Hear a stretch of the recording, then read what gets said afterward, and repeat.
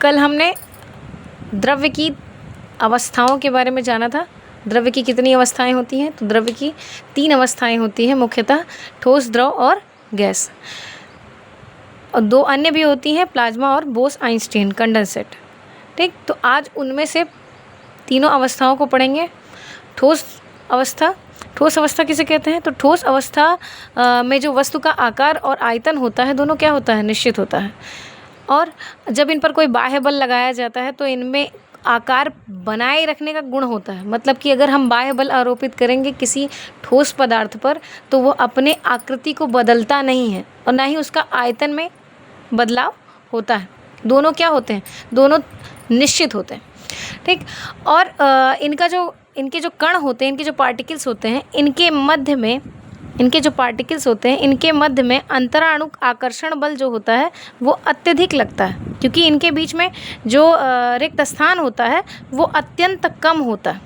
इसी कारण ये अपनी अवस्था, अपने जो आकार होती है उसको बदलते नहीं है। यही रीज़न है कि इनके जो पार्टिकल्स होते हैं ये क्लोजली पैक्ड होते हैं, मतलब पूरी तरीके से क्या होते हैं? एक दूसरे से आकर्षण बंध द्वारा जुड़े हुए होते हैं। इसलिए इनमें आकृति परिवर्तन नहीं होता, दोनों निश्चित होते हैं।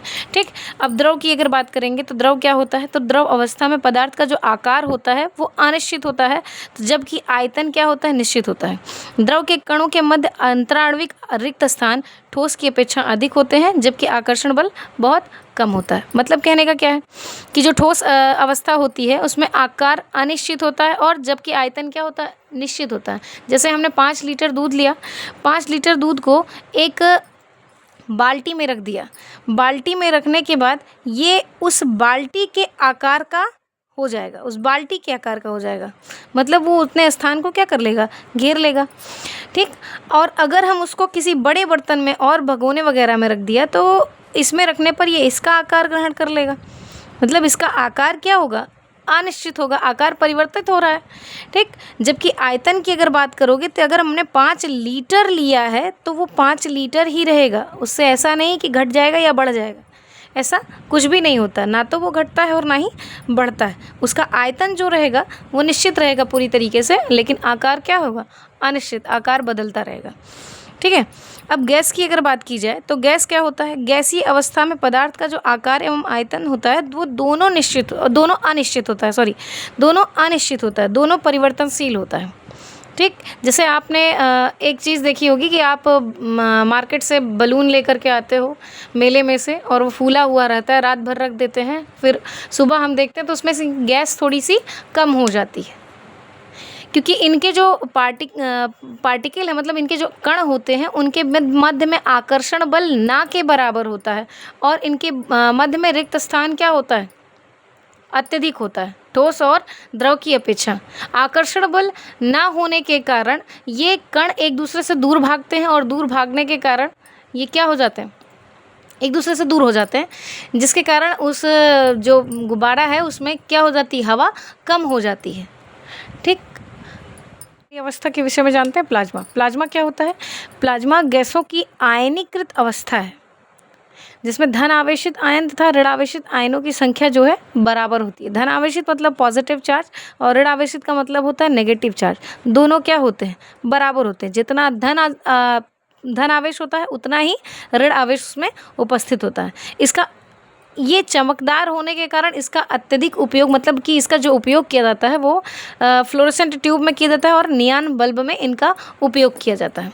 अब अगर बात करें कि जो द्रव्य होता है ये कितने प्रकार के होते हैं, तो द्रव्य मुख्यतः 2 प्रकार के होते हैं। कौन कौन से? एक होता है शुद्ध और दूसरा क्या होता है? अशुद्ध। मतलब क्या कह सकते हो कि पदार्थ कितने प्रकार के होते हैं? एक होता है शुद्ध, दूसरा क्या होता है? अशुद्ध। अगर शुद्ध की बात करेंगे तो ये भी 2 प्रकार के होते हैं। एक होता है तत्व, दूसरा होता है यौगिक। ठीक, और अगर अशुद्ध की बात करेंगे तो इसके अंतर्गत मिश्रण को रखा गया है। अब तत्व किसे कहते हैं? तत्व क्या है? तत्व का तात्पर्य आप इस तरीके से कह सकते हैं, तत्व को इस तरीके से कह सकते हैं कि तत्व जो होते हैं वो एक समान परमाणु से मिलकर बने होते हैं। किससे बने होते हैं? तो एक समान परमाणु से। किससे? एक समान परमाणु से मिल करके तत्वों का निर्माण होता है, परमाणु से बने होते हैं। जैसे फॉर एग्ज़ाम्पल, अगर एग्ज़ाम्पल के तौर पर बात की जाए तो हाइड्रोजन हो गया, ऑक्सीजन हो गया, नाइट्रोजन हो गया, फ्लोरीन हो गया, क्लोरीन हो गया, ये सभी क्या कहलाते हैं? तत्व।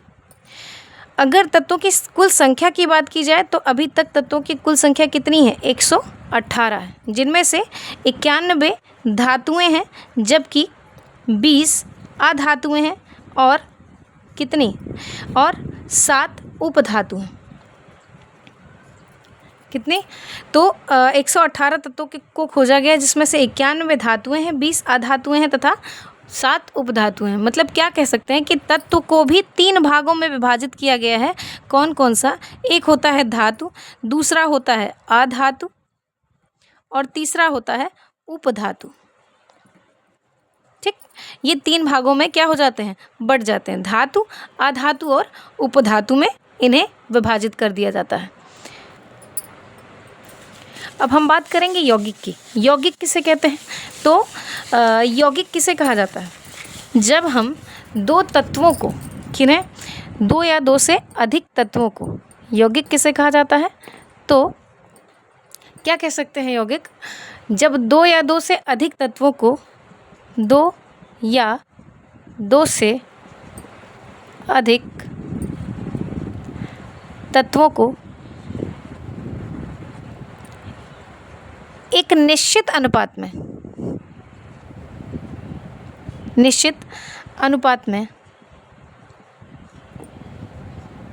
मिलाया जाता है तो जो नया पदार्थ बनता है उसे यौगिक कहते हैं।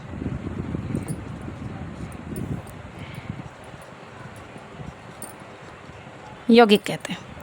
मतलब जैसे हाइड्रोजन और ऑक्सीजन को मिला दिया जाए, तो हाइड्रोजन और ऑक्सीजन को मिलाने पर हमें क्या मिलेगा? जल। हमारे जो यौगिक बनेगा वो क्या कहलाएगा? जल कहलाएगा। अब यहाँ हाइड्रोजन और ऑक्सीजन को हम कितने अनुपात में मिलाएंगे कि हमको जल का निर्माण, मतलब जल का निर्माण हो जाएगा? तो अगर हम हाइड्रोजन की बात करें तो जल में कितने अणु हाइड्रोजन के लिए गए हैं? 2।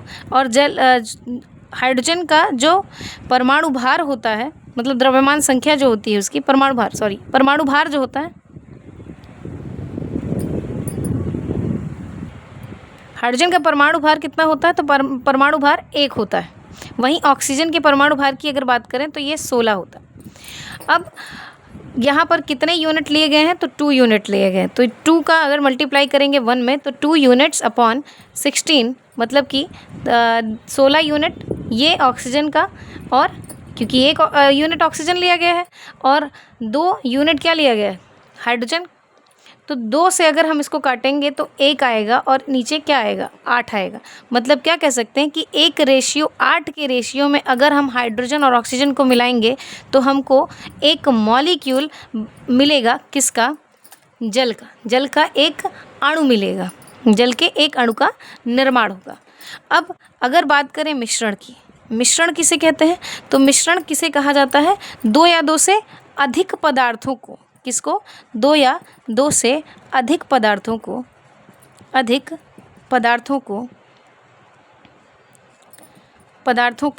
किसी भी अनुपात में मिलाने पर जो नया पदार्थ बनता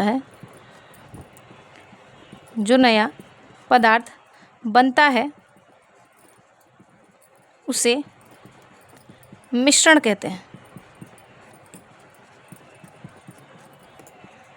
यहाँ किसकी बात की गई है? तो 2 या 2 से अधिक पदार्थों को कोई भी पदार्थ हो सकता है, किसी भी पदार्थ को अगर हम किसी भी अनुपात में मिला दें तो जो नया पदार्थ बनता है उसे क्या कहा जाता है? मिश्रण कहा जाता है। जैसे एग्जाम्पल के तौर पर अगर हम चीनी और पानी को ले लें, चीनी तथा पानी का मिश्रण, जैसे चीनी तथा पानी का मिश्रण, चीनी और पानी को मिलाने पर जो हमें मिलेगा शरबत मिलेगा, उस शरबत को क्या कहेंगे? तो हम उसे मिश्रण कहेंगे, चीनी तथा पानी का मिश्रण। अब मिश्रण की अगर बात करोगे तो मिश्रण दो प्रकार का होता है। पहला होता है समांगी मिश्रण और दूसरा होता है विषमांगी मिश्रण। विषमांगी मिश्रण। समांगी मिश्रण किसे कहते हैं? समांगी मिश्रण किसे कहा जाता है? तो ऐसे मिश्रण जिनमें, समांगी मिश्रण की अगर हम बात करेंगे तो समांगी मिश्रण किसे कहा जाता है? तो ऐसे मिश्रण जिनमें अवयवों को, किसको? अवयवों को पृथक नहीं किया जा सकता, पृथक नहीं किया जा सकता, नहीं किया जा सकता है, क्या कहलाते हैं? समांगी मिश्रण कहलाते हैं। क्या कहलाते हैं? तो समांगी मिश्रण कहलाते हैं, कहलाते हैं। जैसे अभी आपको एग्जाम्पल के तौर पर बताया गया था चीनी तथा पानी का मिश्रण। चीनी और पानी के मिश्रण को बनाने के बाद क्या चीनी को अलग किया जा सकता है? चीनी के अवयवों को देखा जा सकता है घोलने के बाद? नहीं देखा जा सकता। तो उसमें कौन सा मिश्रण, वो कौन सा मिश्रण कहलाएगा? तो वह मिश्रण क्या कहलाएगा? समांगी मिश्रण कहलाएगा। चीनी तथा पानी का मिश्रण, नमक तथा पानी का मिश्रण।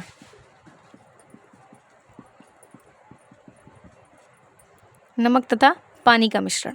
अब विषमांगी की अगर बात करते हैं तो विषमांगी मिश्रण किसे कहा जाता है? विषमांगी मिश्रण ऐसे मिश्रण होते हैं जिनमें अवयवों को, मिश्रण के अवयवों को, जिनमें मिश्रण के अवयवों को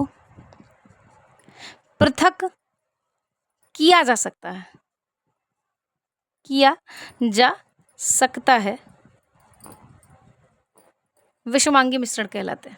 अब अवयवों को पृथक किया जा सकता है तो ऐसे कौन से मिश्रण होंगे? आपने देखा होगा कि जैसे माताजी आपकी चावल में से कंकड़ को पृथक करती हैं, कंकड़ को अलग करती हैं, चावल तथा कंकड़ का मिश्रण। इसमें अवयवों को आसानी से देखा भी जा सकता है और आसानी से पृथक भी किया जा सकता है। तो ये कैसे मिश्रण कहलाएंगे? तो यह विषमांगी मिश्रण कहलाएंगे। जैसे आप कह सकते हो कि बालू और कंकड़ का मिश्रण, बालू और कंकड़ का मिश्रण, बालू और कंकड़ का मिश्रण, यह भी क्या कहलाएगा? विषमांगी मिश्रण कहलाएगा। तो आज की क्लास यहीं तक। अब इसके आगे का टॉपिक हम कल आपको पढ़ाएंगे। अगर आपको वीडियो अच्छा लगा हो तो लाइक कीजिएगा, सब्सक्राइब कीजिएगा।